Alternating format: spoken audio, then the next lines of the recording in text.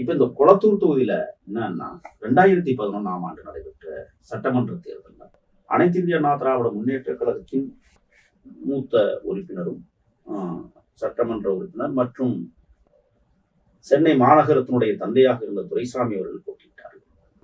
2739 வாக்குகள் வித்தியாசத்தில் தான் தமிழ்நாடு முதலமைச்சராக இருக்கிற மு.க. ஸ்டாலின் அவர்கள் வெற்றி பெற்றிருக்கிறார். அன்னைக்கு அவர் எதிர்கட்சி தலைவர், எதிர்கட்சி தலைவர் கூட இல்ல, துணை முதலமைச்சர்.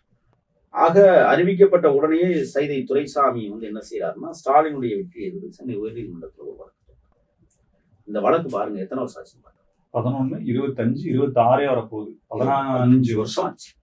இந்த முடிவு 5 வருஷம் முதலமைச்சராக கூட கண்டினியூ பண்ணிட்டாரு, முடிச்சிட்டாரு. அப்ப துணை முதலமைச்சர் பதவியை அலங்கரிச்சிட்டாரு, இப்ப முதலமைச்சர் பதவியை அலங்கரிச்சிட்டாரு. இனிமேல் அந்த தீர்ப்பு எவ்வாறு இருக்கும் அப்படி என்றால் ஒரு விஷயம் தான், வருவது நல்லது. இனிமேல் எந்த காலகட்டத்திலும் இவர்கள் தேர்தலில் நிற்க முடியாது. அது எப்படி சார்? அதிகபட்சம் 5 வருடங்கள் அந்த மாதிரி தான் இருக்கும். இல்ல, ஏன்னா சட்ட விதிகளின்படி பார்த்தோமே ஆனால் ஒருவர் ஒரு தேர்தலிலே சட்டத்தை மீறி புறம்பாக அதிகார துஷ்பிரயோகம் செய்து தேர்தல் களத்திலே நின்று வெற்றி பெற்றால் அவருடைய தேர்தலையே ரத்து செய்யலாம். அவர் தேர்தலை நிறுத்தாமல் வழிவகை இருக்கிறது.